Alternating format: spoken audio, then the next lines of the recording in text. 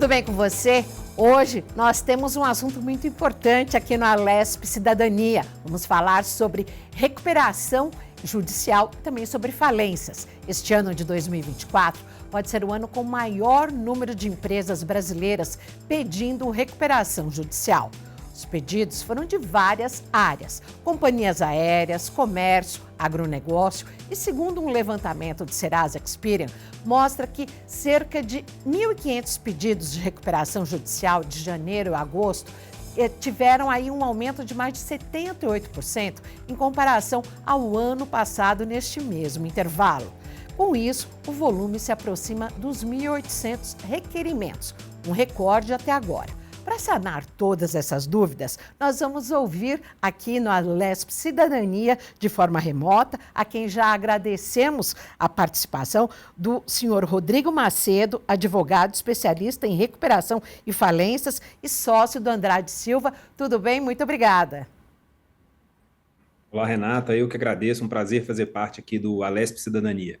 E do nosso bate-papo também, eu convido o senhor Maurício Gonçalves, que é empresário contábil, está na área há 25 anos e é diretor da Federação dos Contabilistas do Estado de São Paulo. Obrigada por estar prestando serviço aqui conosco no Alesp Cidadania. Eu que agradeço, Renata. É um prazer estar aqui com você. Senhor Rodrigo, inicialmente, antigamente se falava em concordata, recuperação judicial e falência. Esses termos hoje ainda são utilizados ou não? Tivemos mudanças na legislação para isso? Isso. Hoje em dia, Renata, muitas pessoas às vezes fazem referência à concordata, quando na verdade, atualmente, não existe mais a figura da concordata. Ela foi substituída desde 2005 pela recuperação judicial.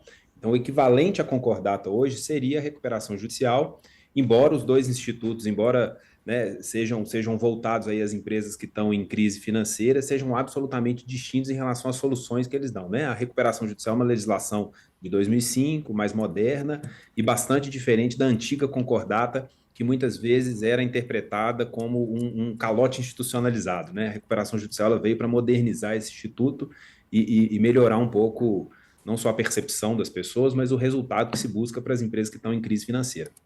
Senhor Maurício, quem é o público que busca a recuperação judicial? Qual o segmento principal? É microempresa? É uma empresa de médio porte? Detalha para nós, por favor, inclusive se o senhor tiver números através da federação para apresentar aos nossos telespectadores e internautas.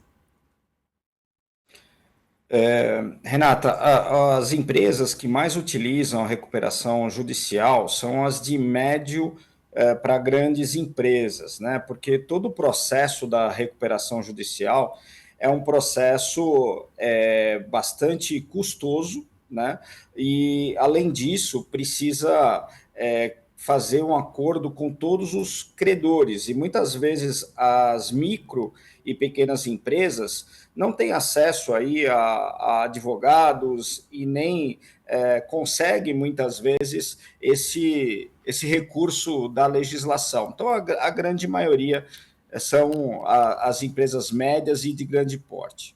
E, geralmente, essas de média e grande porte, elas precisam acertar fazer algum tipo de contrato ou dizer que não vai demitir? Como que funciona esse dia a dia?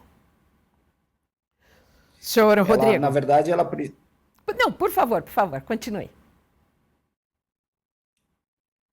Na verdade, ela tem que aprovar um plano de pagamento, né, com os credores, e esses credores eles precisam aprovar isso para que seja instituído aí um administrador judicial e aí fazer toda essa recuperação judicial. Doutor Rodrigo, quais são as etapas comuns num processo de recuperação judicial e se tem algum tempo limite para que a empresa não caia em falência? Se esse é um termo correto a se usar. O tempo limite, Renata, na verdade, ele vai depender da situação, da circunstância que o negócio se encontra, né? E essa visão é muito mais do empresário, né? Do sócio, da alta gestão da empresa, para ter essa percepção de qual é aquele ponto que a gente fala, o ponto ainda de retorno, né? Para que a empresa consiga retomar a sua atividade, retomar o seu o seu faturamento, conseguir reorganizar, né, renegociar com seus credores, como dito pelo Maurício, e sair lá na frente solucionando esse passivo, né, essa dívida que a empresa acumula. Bom, as principais etapas da recuperação judicial, né, a primeira delas é a organização da documentação. A lei, esse procedimento é um procedimento regulado por uma lei própria e ela discrimina uma série de documentos, uma série de requisitos que a empresa tem que preencher para poder se valer desse benefício da recuperação judicial. Então, a primeira grande etapa, né, a mais importante delas, é a organização desses documentos e o preenchimento desses requisitos. A partir daí, né, a empresa dá início ao processo e o juiz ele autoriza o processamento, ele confere se aquela documentação está regular conforme a lei e autoriza que a empresa passe pela recuperação judicial. E a partir daí é que vem o trâmite de apresentação de um plano de recuperação judicial, que nada mais é do que um contrato, uma proposta de pagamento para os credores, né, como a empresa pretende honrar com aquelas obrigações, o diálogo e a negociação com os credores, que muitas vezes passa por uma Assembleia Geral de Credores, um encontro, né, da empresa devedora com todos os seus credores e a renegociação com eles, para, enfim, decidir se a empresa vai, de fato, se recuperar ou se ela não vai se recuperar. Então, esses seriam, assim, de um modo geral e rapidamente explicando para vocês, seriam as principais etapas aí do processo de recuperação judicial. Senhor Rodrigo, ainda para o senhor, há algo que inviabilize o início de um processo de recuperação judicial? Basicamente, o que inviabiliza é se a empresa não preenche esses requisitos previstos pela lei.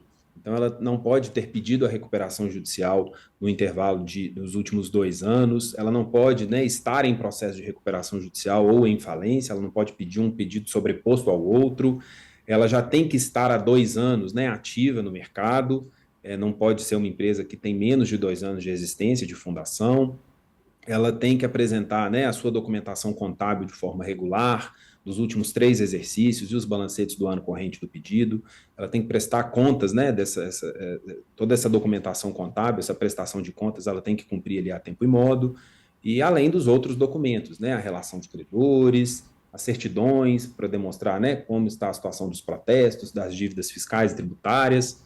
Então, uma vez que algum desses requisitos não estejam preenchidos, a empresa não pode passar pelo processo de recuperação judicial. Maurício, você que atua na prática com esses empresários pela sua vasta experiência na área da contabilidade, quando você é procurado ou quando os contabilistas são procurados, tem muita coisa errada feita no caminho, pelo que vocês percebem, para que leve a isso? Para que leve a uma recuperação judicial? Sim, na verdade, o maior problema aí para uma empresa chegar numa recuperação judicial e até numa falência, ela teve inúmeros problemas de gestão, né?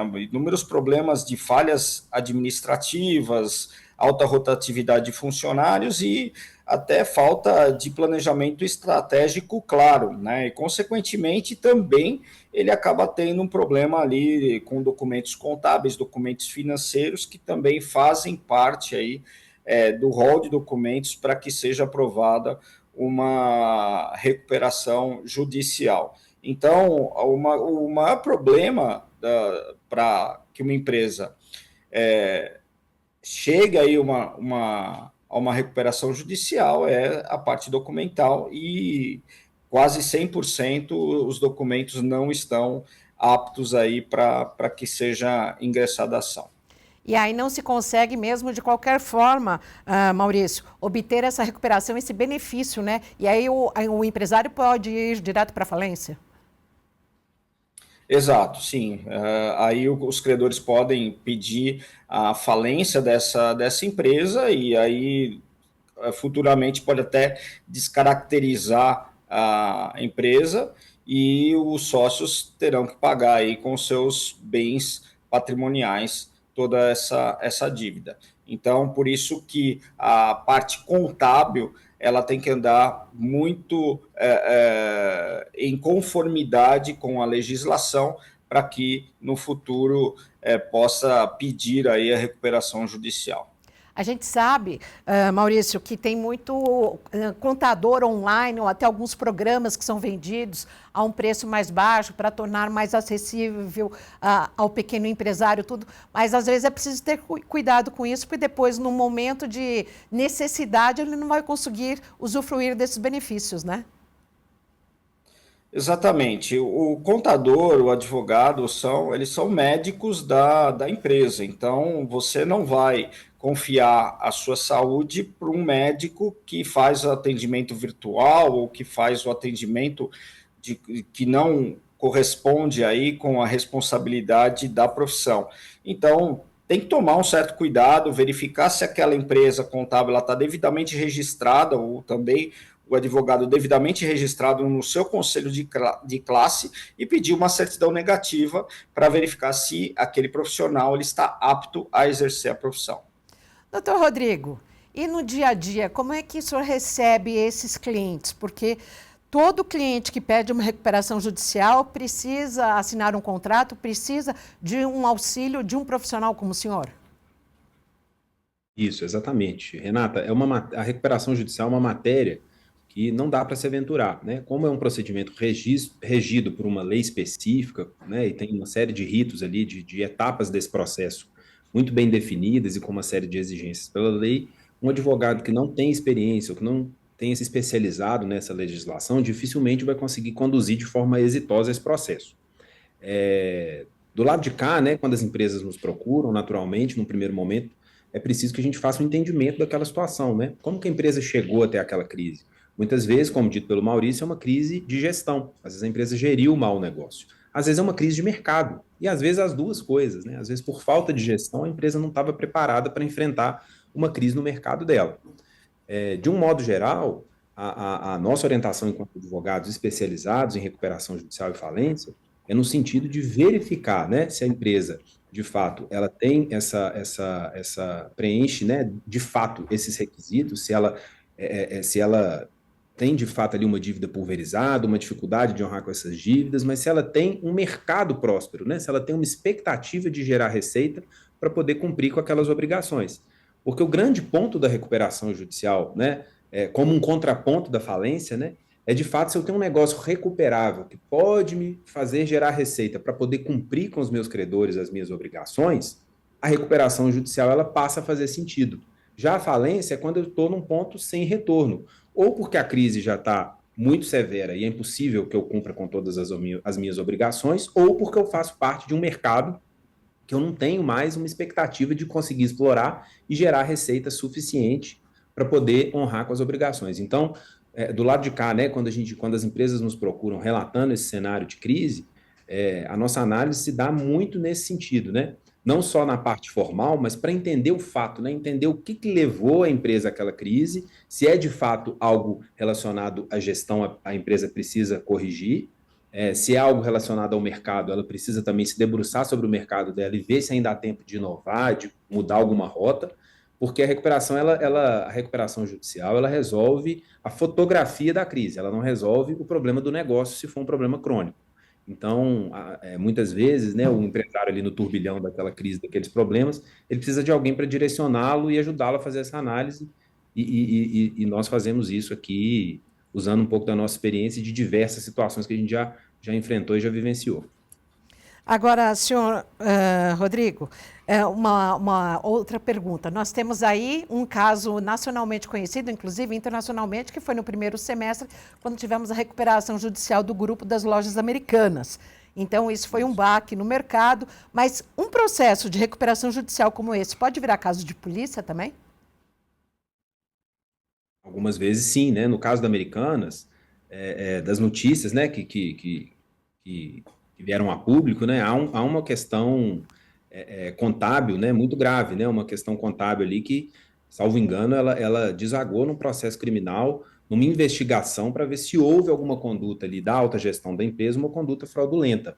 Não sei dizer ao certo qual foi a conclusão que se chegou, mas em alguns casos, né, se houver de fato alguma questão envolvida na gestão do negócio que tenha contribuído para que aquela situação acontecesse, né, com a fé, com o intuito de fato lesar os credores, isso pode gerar algum impacto na esfera criminal também. Maurício, geralmente quando uma empresa vai entrar com recuperação judicial, é o mesmo contador que a acompanha nesse processo ou um novo profissional, ele é destacado para esse papel? Porque se virou todo esse problema, é porque o profissional anterior acabou tendo falhas aí ao longo do processo. Qual que é o maior desafio quando vocês constatam uma situação assim?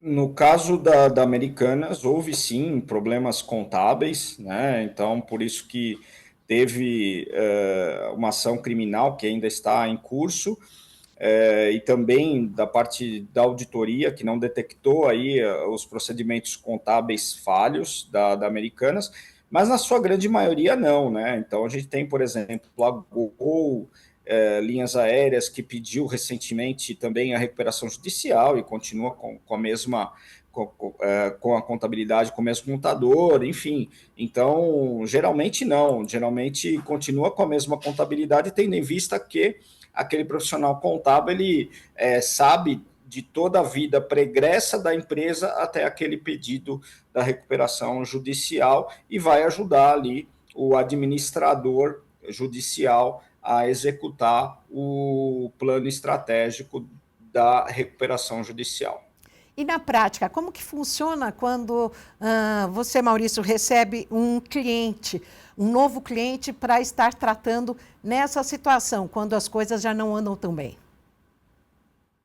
Bom, primeiramente, nós fazemos um diagnóstico geral da empresa, né? Então, analisamos todos os ativos, os passivos, verificamos aí a liquidez da empresa e aí fazemos uma reunião com o cliente para demonstrar aí as alternativas e as saídas, aquilo que o doutor Rodrigo comentou, se a empresa tem poder aí para poder se recuperar ou não. Analisamos também esse ponto e, se tiver, aí sim nós chamamos ali uma empresa de advocacia para que ela possa ingressar com o processo, e aí nós fazemos a quatro mãos aí esse planejamento da recuperação judicial. Maurício, você pode detalhar quais as áreas do comércio, da indústria, do agronegócio que mais pedem recuperação judicial ou que têm feito isso agora nos últimos 2 anos, passada a pandemia?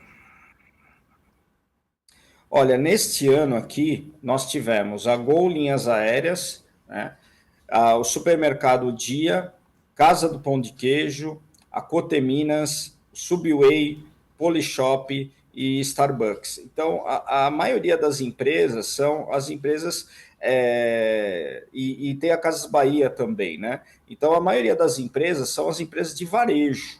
Então, essas empresas, de fato, elas têm uma certa dificuldade, tendo em vista que cada vez mais, com até, você pega aí casos da Casas Bahia, Americana, com o advento aí da Amazon, por exemplo, e também do e-commerce, de produtos advindos da China, a concorrência está cada vez maior e a margem cada vez menor, então muitas vezes não conseguem honrar com seus compromissos, e aí a recuperação judicial é um caminho muitas vezes eficaz para que possa reestruturar toda a organização. Então, o primeiro é o varejo e tem também empresas de serviço também. Mas tem também a Odebrecht, que passou por todo aquele escândalo ali, enfim, tem outras empresas também, no caso do Odebrecht, da construção civil. E há também as empresas menores, né? Nós estamos falando das grandes, das gigantes, mas também as de médio porte, né? Como vocês falaram. Sim, exato. Aí também tem as de médio porte, que também, mas também dentro desses segmentos também, mais as varejistas e também as de prestação de serviço. Uma preocupação que fica também para as empresas de prestação de serviço é a reforma tributária agora que vai ter, onde a carga tributária vai aumentar muito, e tem que agora, as empresas têm que fazer uma lição de casa para melhorar toda a sua gestão financeira e fazer os estudos aí de qual vai ser o impacto dessa reforma tributária. A reforma que entra em vigor agora em janeiro de 2025, se não me engano? Tem a provisória, né, entra em vigor a partir de 2026, mas ela vai entrar na sua totalidade até 2032. Nós temos aí uma situação bem periclitante pela frente e certamente a necessidade de um contabilista se faz presente. Doutor Rodrigo Macedo, como é que o senhor vê essa questão aí da recuperação judicial quando nós temos aí envolvendo vários setores da economia e qual que é o impacto disso para o PIB nacional? Eu vejo, na verdade, como eu li uma dada matéria falando sobre o assunto, Renato, eu gostei muito da comparação, né? Eles falavam assim, na locomotiva da crise, os últimos vagões são os vagões da recuperação judicial e da falência. Então, são números, né? Então, esses recordes de pedido que a gente vem vendo, essa crise mais pulverizada entre diversos segmentos, né? É, na verdade, um reflexo de uma crise que já vem se alongando há muito tempo, né? Então, muitas empresas, às vezes, não tomam a decisão de pedir a recuperação judicial quando ainda estão numa fase em que é possível recuperar ou que é possível recuperar mais fácil, né? Com menos dor, com menos sofrimento. Então, muitas vezes, esse pedido ele vem atrasado, a decisão demora a ser tomada e ele vem a reboque de crises muito anteriores. Então, a gente vê hoje muitas empresas que às vezes nos procuram, relatando uma situação de crise, cujo ápice começou lá na pandemia, né, com a restrição de circulação, ou enfim, as dificuldades que várias empresas passaram, mas que só agora é que a situação se tornou insustentável e às vezes a recuperação judicial passa a ser um caminho.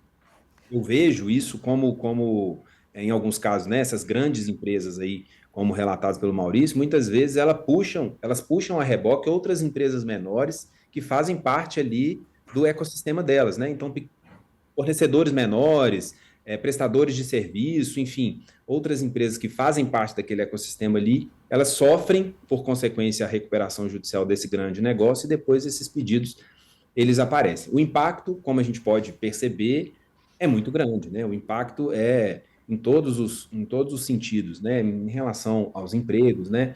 Em relação ao mercado de crédito. Então, essa crise, ela faz aumentar o custo do crédito, o que, consequentemente, leva outras empresas que dependem do crédito bancário a não conseguir mais financiar e ter que também pedir a recuperação judicial. Então, de algum modo, está tudo interligado, impacta diretamente no resultado das empresas do Brasil e, consequentemente, no nosso PIB. Pela experiência que vocês dois têm, é possível se recuperar e voltar a crescer? Eu acredito plenamente na recuperação judicial. É preciso uma maturidade, é preciso gestão, é preciso um entendimento da lei, é preciso uma assessoria contábil e jurídica adequada, especializada na matéria, mas uma vez que é feito para casa, né, pela empresa, uma vez que a empresa consegue olhar com maturidade para a crise, quais são as razões que levaram a empresa a essa situação de crise, como fazer para corrigir, né, traçando um plano realmente factível, um plano responsável. A recuperação judicial é um excelente instrumento de recuperação e eu acredito muito, muito nela. Senhor Maurício. Concordo com o Dr. Rodrigo. Se a empresa fizer um plano e cumprir esse plano à risca, né, de reestruturação da dívida, fazendo uma renegociação com os credores, permitindo ajustar prazos, taxas de juros, condições de pagamento, reduzindo ali aquela pressão do fluxo de caixa, ele prioriza as dívidas mais estratégicas, que é aquela do core business da empresa. Ele consegue também alongar os prazos de pagamento daqueles que são de curto prazo, transformando em a longo prazo. Enfim, se ele fizer uma gestão, né, uma reorganização financeira, uma reorganização administrativa, com absoluta certeza, a probabilidade dele sair de uma recuperação judicial é bastante grande. No Alesp Cidadania de hoje, nós estamos falando sobre recuperação judicial e falências. Daqui a pouco a gente volta, o intervalo é muito curtinho. Estamos conversando com o Dr. Rodrigo Macedo, advogado, e também com Maurício De Luca, diretor da FECONTESP, que é a Federação dos Contadores Contabilistas aqui do estado de São Paulo. Fique ligado, é rapidinho e a gente volta para falar também sobre os credores.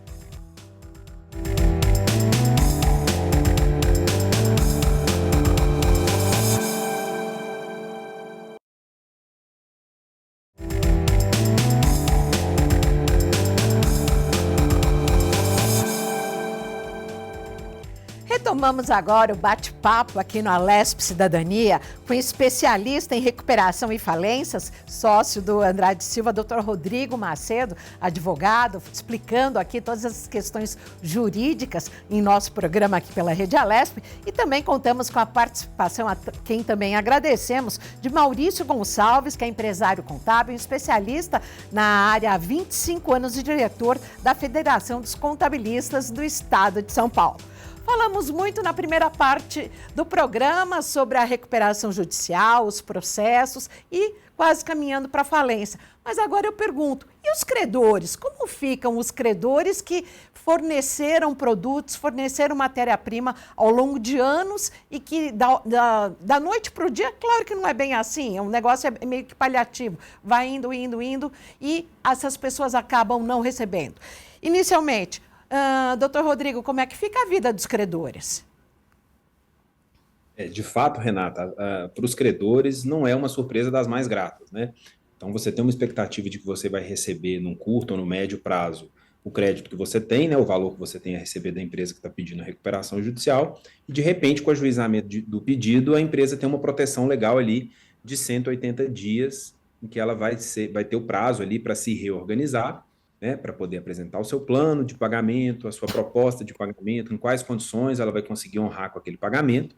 E aí, os credores, normalmente, durante esse período, eles ficam naturalmente frustrados e dificulta também a gestão do negócio deles, porque eles, muitas vezes, têm essa expectativa de receber um crédito. Contudo, a recuperação judicial, embora pareça um remédio amargo aí para os credores, né, ela é talvez a única alternativa que eles têm de receber, de algum modo, esse crédito, né? Diferente da falência. Na falência, a chance do credor sair frustrado, né, sem receber o seu crédito, a chance é muito grande, porque os credores trabalhistas, né, e o próprio fisco, eles recebem antes de todos os demais credores. Então, os fornecedores e prestadores de serviço, se é que eles têm uma chance de receber, se não tudo, ao menos parte, né, desse crédito, é na recuperação judicial, porque é para isso que ela existe.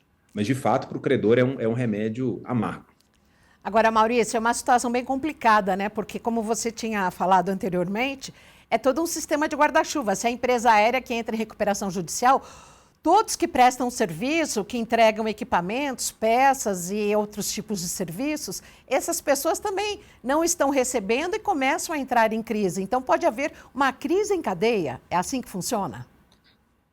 Exatamente. Como é um ecossistema, aquele credor que tem um faturamento concentrado naquela empresa que está pedindo recuperação judicial, ele pode ter sérios problemas e até problema de falência, inclusive, porque ele não vai ter recursos aí para poder sustentar a empresa. Então, é um remédio muito ruim, né, em especial para aqueles fornecedores menores, né, para os maiores ele pode recorrer a bancos, a investidores para poder prolongar aí esse tempo de espera, até porque você tem um tempo ali para aprovar o plano e todos os credores precisam aprovar, né? Então, é algo que não é tão simples assim, é algo complexo e isso demanda um certo tempo. Se essas empresas não tiverem fluxo de caixa suficiente e o faturamento ele for concentrado naquela empresa, a probabilidade dele quebrar é muito grande. Você, quando recebe um cliente, você já consegue visualizar, Maurício, que a situação não está boa? Você já faz algum tipo de aconselhamento? Como é que é o desenrolar? Há de se ter uma grande confiança entre cliente e profissional que presta esse serviço? Sim, nós temos uma área de consultoria e nessa área de consultoria nós fazemos toda uma análise verificando todos os indicadores de desempenho da empresa, os indicadores financeiros, e ali a gente consegue detectar se a empresa está com um índice de liquidez positivo ou negativo, ou está com índice neutro, né, que nós chamamos aqui quando está no 0 a 0, e que eventualmente está correndo muitas vezes um sério risco. Então nós acabamos alertando aí os empresários para que possam tomar algumas medidas, que possam pulverizar, criar novas unidades de negócio, até mesmo outras fontes de faturamento, para que possa aumentar aí reduzir, perdão, esse risco. Agora, Maurício, pela sua experiência à frente da federação da maior entidade do país, que é aqui do estado de São Paulo, qual o percentual de ações de recuperação judicial que essas ações são positivas e a indústria acaba voltando para os eixos, para os trilhos? A grande maioria, exceto aquelas empresas realmente que não cumprem à risca o plano, eles acabam fazendo isso mais como esse processo judicial como proforma para prolongar a dívida e aí arrastar isso durante anos judicialmente. Mas a grande maioria consegue sair com êxito da recuperação judicial. Doutor Rodrigo, e isso também aconteceu da pandemia para cá? Como é que foi essa relação? A minha visão em relação a esse cenário é a mesma do Maurício, Renata. De um modo geral, né, o saldo desses processos é um saldo positivo, né? Existem até alguns indicadores que são divulgados, volta e meia, sobre o percentual de resultado, né, de resultado positivo dos pedidos de recuperação, mas esse percentual, com base na nossa experiência aqui no escritório, nas empresas que nos procuram, ele não reflete muito a realidade. Há muitas empresas que já pedem a recuperação judicial quando já estão naquilo que eu comentei com vocês, que é o ponto sem retorno, né? Então, na verdade, elas já estão falidas de fato, elas só passam pelo processo para formalizar aquilo. Mas a empresa que, de fato, preenche os requisitos para passar pela recuperação judicial, tem a sua documentação regular e tem o interesse, né, em seguir em atividade e cumprir com as suas obrigações com os credores, o caminho, naturalmente, é um caminho de solução, mesmo porque o princípio, né, o princípio da lei, né, da existência da lei de recuperação de empresas, é, de fato, recuperar o negócio viável. Se a gente puder resumir, o objetivo da lei seria esse. Doutor Rodrigo, infelizmente a recuperação judicial não deu certo. Decretada a falência. O que acontece daí para frente com os proprietários e os credores? Bom, em relação aos credores, vou começar pelos credores, né? Até se for possível, eu gostaria até de fazer um parêntese em relação aos credores. Nós comentamos, né, dos fornecedores que são credores da empresa em recuperação, né? É importante dizer que a recuperação é uma fotografia do passivo, da dívida.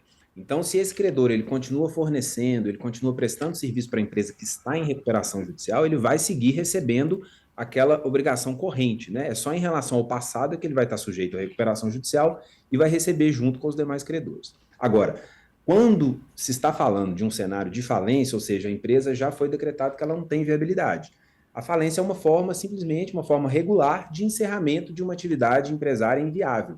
A partir daí, os credores vão aguardar o recebimento. Na falência, faça um levantamento de todos os ativos, né, todos os bens e direitos que aquela empresa tem. Uma vez feito o levantamento desses bens e de quanto eles representam em valor, eles vão passar por um processo de venda. Pode ser feita a venda de um modo geral, num bloco único. Então, vem uma outra empresa, compra aquele negócio em crise, aquele negócio falido, e essa empresa, com o fruto dessa venda, ela vai honrar com os pagamentos dos credores, rateado entre eles, seguindo uma ordem legal. Ou então, esses ativos, esses bens, eles podem ser vendidos de forma individualizada. Então, vende-se um estabelecimento, vende-se um maquinário, vende-se um imóvel, e a partir dali, a cada bem que for sendo vendido, vai fazendo um rateio para os credores, seguindo uma ordem de preferência legal, que, de um modo geral, para a gente não entrar aqui muito no aspecto muito técnico da questão, né, inicia-se pelos credores trabalhistas, o fisco e depois os fornecedores e prestadores de serviço, aí dentro incluindo também os bancos.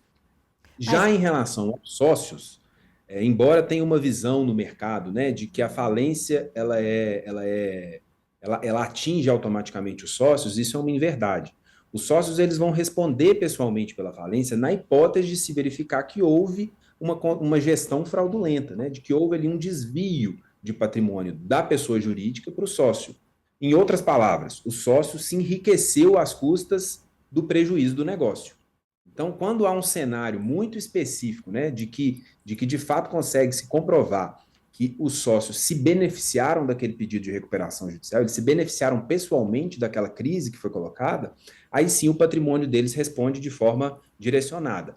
Mas quando não, a falência ela é da pessoa jurídica. A falência, quem vai responder pela dívida da falência são os bens e ativos da pessoa jurídica. Agora, senhor Maurício, em relação a essa questão da falência, decretada a falência, há o que fazer na área contábil? Sim, precisa continuar entregando todas as obrigações acessórias até a extinção formal do CNPJ da empresa, extinguindo aí o CNPJ da empresa, e sim, não tem mais o que se falar e o que se fazer em relação ao aspecto contábil da pessoa jurídica. E tem muito empresário de má fé que acaba encerrando um CNPJ e abrindo outro para continuar tendo as mesmas atitudes, os mesmos procedimentos? Olha, Renata, eu não tenho essa informação, não tenho esse dado, tá? Então, eu não tenho como mensurar essa situação. Correto. Agora, doutor Rodrigo, falamos da questão da falência, dos credores, mas voltando à falência, aos sócios proprietários. Imóveis, o sócio, ele pode perder um imóvel? O que ele pode perder para que essa dívida na praça seja quitada? Começando primeiro pelos trabalhadores, como o senhor diz, que é o que reza a lei. Como né, eu havia mencionado, Renato, os sócios eles vão responder com o patrimônio pessoal deles, né, eles vão responder pessoalmente se de fato restar comprovado que foi usada a estrutura da pessoa jurídica para o sócio se enriquecer, para ele se beneficiar daquela situação de crise que foi posta ali. Quando não, ao sócio, enquanto pessoa física, são dados os mesmos direitos de qualquer cidadão comum. Né? Então, se ele tem a casa dele, a residência dele, se é o único imóvel dele residencial, é um imóvel empenhorável. A não ser que ele tenha agido de forma fraudulenta, criminosa, esse imóvel, a rigor, ele não pode ser atingido. Nem esse imóvel, nem nenhum outro bem do sócio, a não ser que, comprovado que o sócio agiu, né, que ele cometeu algum crime falimentar, né, algum crime ali de fraude contra seus credores, para ele ter o patrimônio pessoal dele atingido. Senhor Maurício, é muito difícil passar esse ensinamento do atuar certo, do atuar dentro da legislação para os clientes. Quem que é mais arredio? É o jovem ou o mais velho? Na verdade, Renata, o empreendedor brasileiro, ele é um empreendedor não por vocação, mas sim por necessidade. Então, quando acontece isso, existe aí um déficit de informação muito grande e até de formação muito grande. Então, depende muito da formação da pessoa. Se a pessoa realmente ela é bem informada e ela consegue fazer com que o seu negócio fique dentro da legislação e dentro das regras legais. Então, se ele consegue, sem problema nenhum. Agora, se ele não consegue, aí sim, e aí eu acho que não é uma questão de faixa etária ou classes sociais, é mais uma questão realmente de formação, da origem da pessoa, da onde que a pessoa saiu para poder realizar esse empreendimento, esse negócio, enfim. Então, são questões assim sociais muito amplas, né, que é muito difícil da gente fazer aí qualquer análise.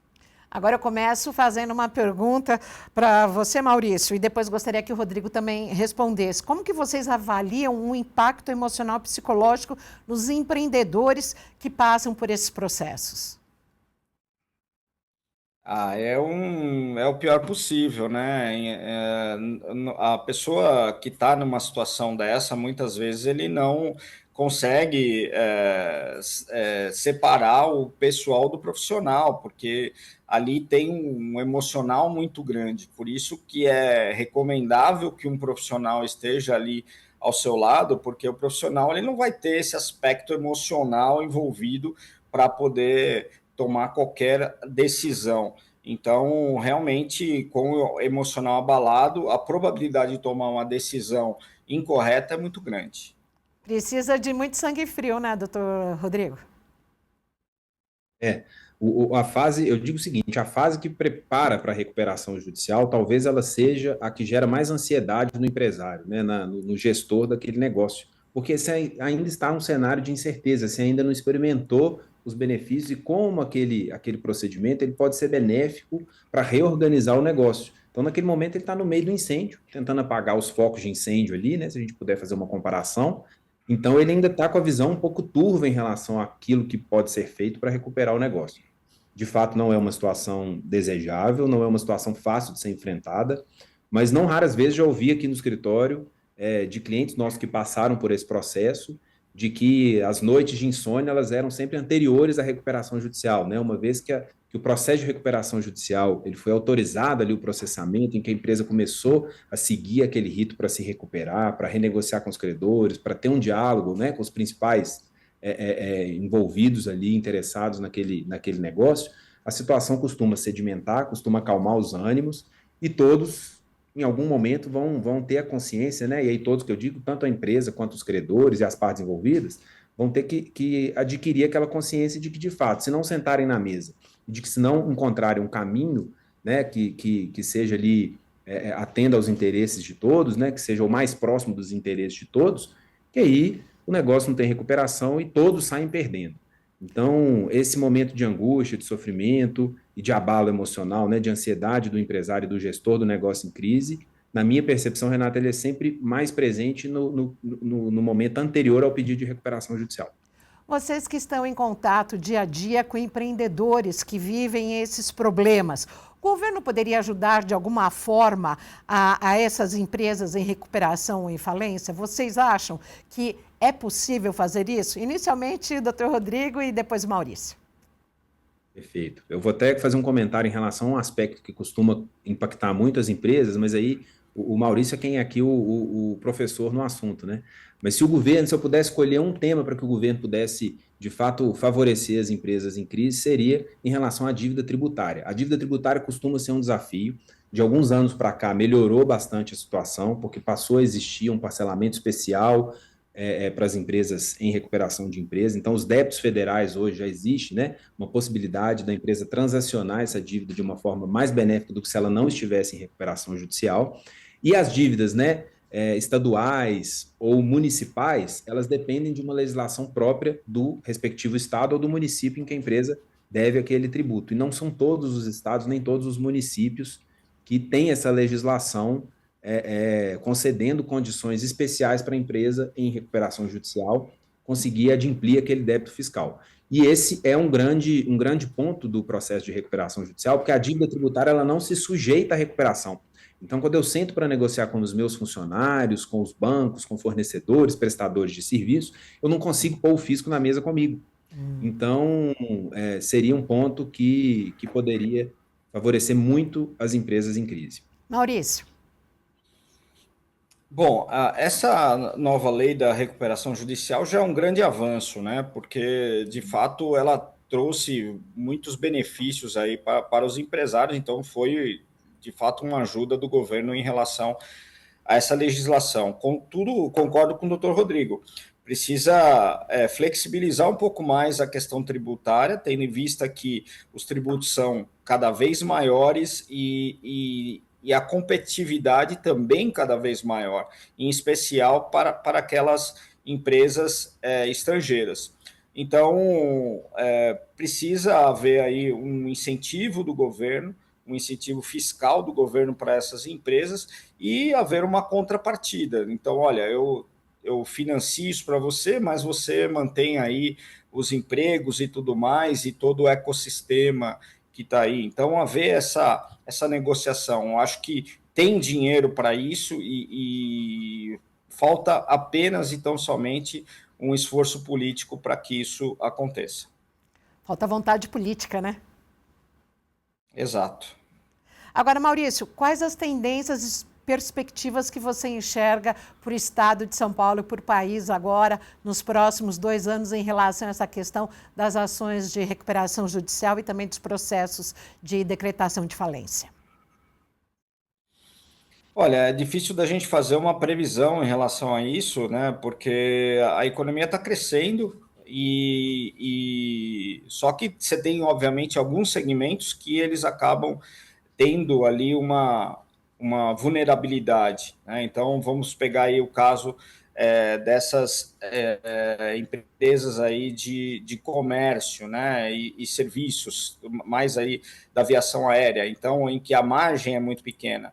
Então, no varejo também a margem é muito pequena. Então, vai haver muitas empresas desses segmentos que ainda vão entrar em recuperação judicial. Agora, não tem como a gente prever se vai ser uma demanda maior do que aconteceu nesse ano aqui ou se vai ser menor. A tendência, pelo que está acontecendo com a economia, tanto do Estado de São Paulo como do Brasil, que está crescendo, é que reduza esse número aí de recuperações judiciais. Tomara, né? Doutor Rodrigo, o que o senhor tem a dizer aí no seu escritório, que começa lá com o Maurício e termina aí na sua mesa? A minha visão é muito parecida com a do Maurício em relação a isso, Renata. Vale dizer, né, que o Estado de São Paulo sancionou recentemente uma legislação de, se não me engano, o nome dela, né, de autorregularização tributária, um Resolve Já. Então tem uma tendência aí de facilitar para as empresas a regularização dos seus passivos. Então né, já que a gente está aqui falando, né, na Alesp Cidadania, é uma solução aí voltada para as empresas paulistas.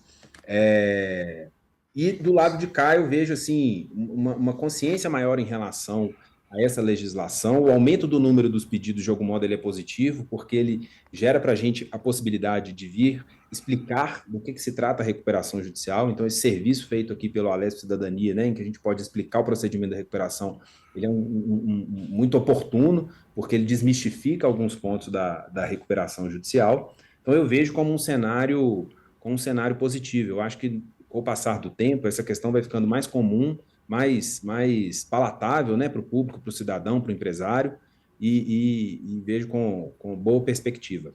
Eu quero destacar que aqui na Casa, na Assembleia Legislativa de São Paulo, nós temos tramitando o projeto 134 de 2021 do deputado Rafa Zimbaldi, que autoriza o Poder Executivo a criar o Programa de Incentivo e Estímulo ao Empreendedorismo Social e aos Negócios de Impacto Social. Como é que vocês veem esse projeto e uma possível sanção? Do mesmo modo, eu vejo com bons olhos e com boa expectativa, Renata. Por favor, Maurício. Exato.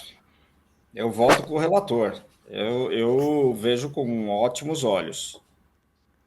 Votando com o relator e agora falando de forma direta aqui para os nossos telespectadores e internautas do Alesp Cidadania.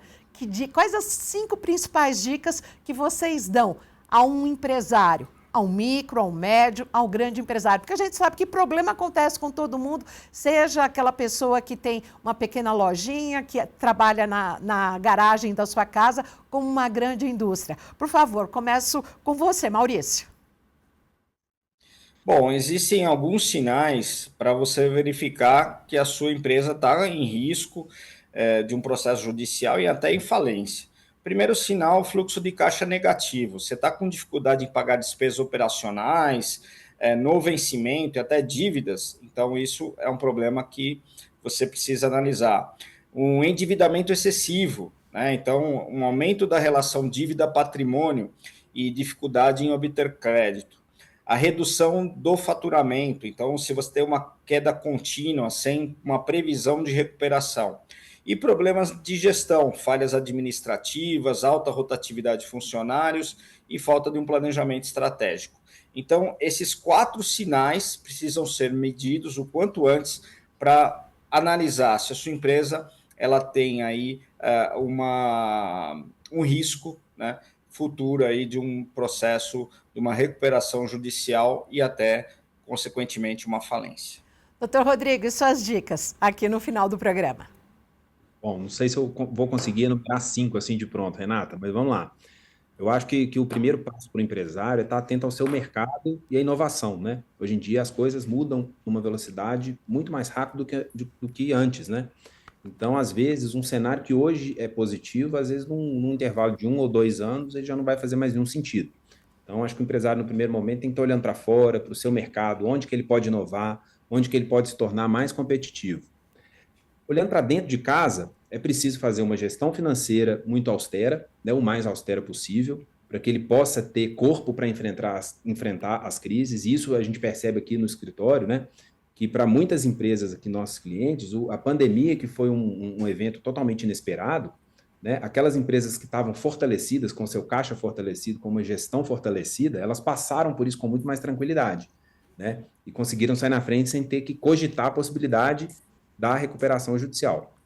Além disso, um terceiro ponto, uma assessoria jurídica especializada, uma assessoria jurídica que te torne também mais competitivo do ponto de vista tributário, do ponto de vista fiscal, e também, né, num cenário de crise, bem assessorada nesse mercado de recuperação de empresas, de reestruturação de dívidas, uma boa assessoria contábil, isso também é fundamental para a gestão de qualquer negócio, e estar aí, de fato, aberta, né? Aberta a pensar em soluções que fujam daquela solução caseira, daquela solução de tentar resolver a situação sem ter que enfrentar aquilo que realmente precisa ser enfrentado, como é o caso, por exemplo, de uma recuperação judicial. Uma vez detectado, né, identificado um cenário de crise, é preciso se debruçar sobre ele com humildade, entender que existem medidas que podem ser adotadas pela empresa, que isso pode trazer um resultado positivo, e enfrentar isso com dignidade, deixando a vaidade de lado, que muitas vezes a vaidade na gestão do negócio, ela prejudica muito. Então, se eu pudesse dar 5 dicas, seriam essas. Muito obrigada, nós agradecemos aqui a nossa audiência da Rede Alesp. Hoje falamos para você sobre um problema tão grave, tão sério, que diz respeito à recuperação judicial e também à falência. Tivemos o prazer de conversar com o Dr. Rodrigo Macedo e também com o diretor da FECONTESP, Maurício De Luca. Muito obrigada a vocês pela participação. Aqui, a Rede Alesp, o Alesp Cidadania, é multiplataforma. Você nos acompanha pela TV e também pelo YouTube. Muito obrigada, Dr. Rodrigo. Muito obrigada, Maurício. Obrigado, Renata. Obrigado, Maurício. Foi um prazer falar com vocês hoje sobre esse tema tão importante. Obrigado, Renata. Obrigado, Dr. Rodrigo. Um grande abraço para vocês. Ficamos por aqui prestando serviço hoje no Alesp Cidadania. Até mais!